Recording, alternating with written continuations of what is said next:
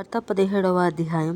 6 దినములైన తరువాత యేసు పేతురును యాకోబును అతని సహోదరుడైన యోహానును వెంటబెట్టుకుని ఎత్తైన ఒక కొండ మీదికి ఏకాంతముగా పోయి వారి ఎదుట రూపాంతరము పొందెను. ఆయన ముఖము సూర్యుని వలె ప్రకాశించెను. ఆయన వస్త్రములు వెలుగువలె తెల్లనివాయెను. ఇదిగో మోషేయు ఏలీయాయు వారికి కనబడి ఆయనతో మాటలాడుచుండిరి. అప్పుడు పేతురు, ప్రభువా, మనం ఇక్కడ ఉండుట మంచిది. నీకు ఇష్టమైతే ఇక్కడ నీకు ఒకటియు, మోషేకు ఒకటియు, ఏలీయాకు ఒకటియు 3 పర్ణశాలలు కట్టుదునని యేసుతో చెప్పెను. అతడు ఇంకను మాటలాడుచుండగా ఇదిగో ప్రకాశమానమైన ఒక మేఘము వారిని కమ్ముకొనెను. ఇదిగో ఈయన నా ప్రియ కుమారుడు, ఈయన యందు నేను ఆనందించుచున్నాను, ఈయన మాట వినుడని ఒక శబ్దము ఆ మేఘంలో నుండి పుట్టెను. శిష్యులు ఈ మాట విని బోర్లాబడి మిక్కిలి భయపడగా యేసు వారి యొద్దకు వచ్చి వారిని ముట్టి లెండి, భయపడకుడని చెప్పెను. వారు కన్నులెత్తి చూడగా యేసు తప్ప మరెవరునూ వారికి కనబడలేదు. వారు కొండ దిగి వచ్చుచుండగా, మనుష్య కుమారుడు మృతులలో నుండి లేచు వరకు ఈ దర్శనము మీరు ఎవరితోనూ చెప్పకూడని యేసు వారికి ఆజ్ఞాపించెను.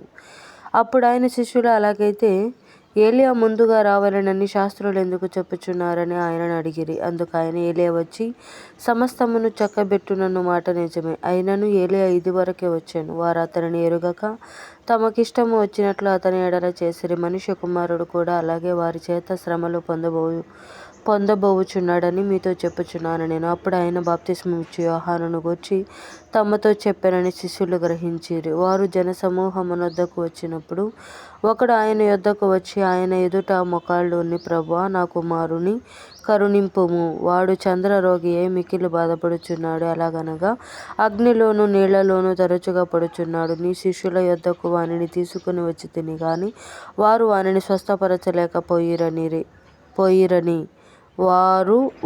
స్వస్థపరచలేకపోయిరని చెప్పెను. అందుకు యేసు, విశ్వాసము లేని మూర్ఖతరము వారలారా, మీతో నేనెంతకాలముందును, ఎంతవరకు మిమ్మును సహింతును? వానిని నా యొద్దకు తీసుకుని రమ్మని చెప్పెను. అంతటా యేసు ఆ దయ్యమును గద్దింపగా అది వానిని వదిలిపోయెను. ఆ గడియ నుండి ఆ చిన్నవాడు స్వస్థత నొందెను.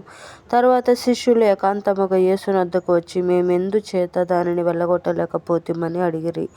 అందుకైన, మీ అల్ప విశ్వాసము చేతనే. మీకు ఆవగింజంత విశ్వాసముండిన ఎడల ఈ కొండను చూచి ఇక్కడ నుండి అక్కడికి పొమ్మనగానే అది పోవును. మీకు అసాధ్యమైనది ఏదియూ నుండదని నిశ్చయముగా మీతో చెప్పుచున్నానని వారితో అనెను. వారు గలిలయలో సంచరించుచుండగా యేసు, మనుష్య కుమారుడు మనుష్యుల చేతికి అప్పగింపబడబోచున్నాడు, వారు ఆయనను చంపుదురు, 3వ దినమున ఆయన లేచునని వారితో చెప్పగా వారు బహుగా దుఃఖపడిరి. వారు కపెర్నహూమునకు వచ్చినప్పుడు అరశేకేలు అను పన్ను వసూలు చేయువారు పేతురునొద్దకు వచ్చి, మీ బోధకుడు ఈ అరశేకేలు చెల్లింపడా అని అడుగగా, చెల్లించుననెను. అతడు ఇంటిలోనికి వచ్చి మాటలాడక మునుపే యేసు ఆ సంగతి ఎత్తి, సీమోనా, నీకేమి తోచుచున్నది? భూరాజులు సుంకమును పన్నును ఎవరి యొద్ద వసూలు చేయుదురు, కుమారుల యొద్దనా, అన్యుల యొద్దనా అని అడిగెను. అతడు, అన్యుల యొద్దనే అని చెప్పగా యేసు, అలాగైతే కుమారులు స్వతంత్రులే అయినను మనము వారికి అభ్యంతరము కలగజేయకుండునట్లు నీవు సముద్రమునకు పోయి గాలము వేసి మొదట పైకి వచ్చు చేపను పట్టుకుని దాని నోరు తెరచిన ఎడల 1 షెకెలు దొరుకును. దానిని తీసుకుని నా కొరకును నీ కొరకును వారికిమ్మని అతనితో చెప్పెను.